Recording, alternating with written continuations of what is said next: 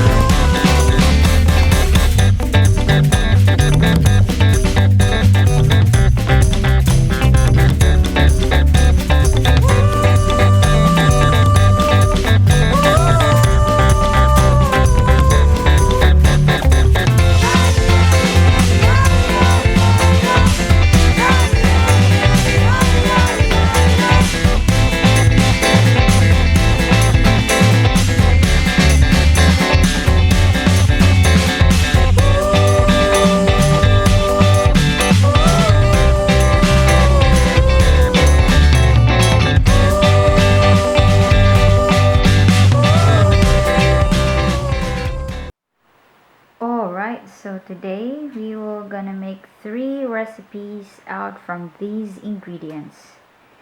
This is really budget friendly and I hope you will try it. So that's a cabbage. That's a leafy vegetable that I'm not sure with the name, but it looks like a bigger size of a pet chai. And then our onions sliced into 3 different sizes. Our pasta over here, so I just choose the cheapest in the supermarket, so any pasta will do actually.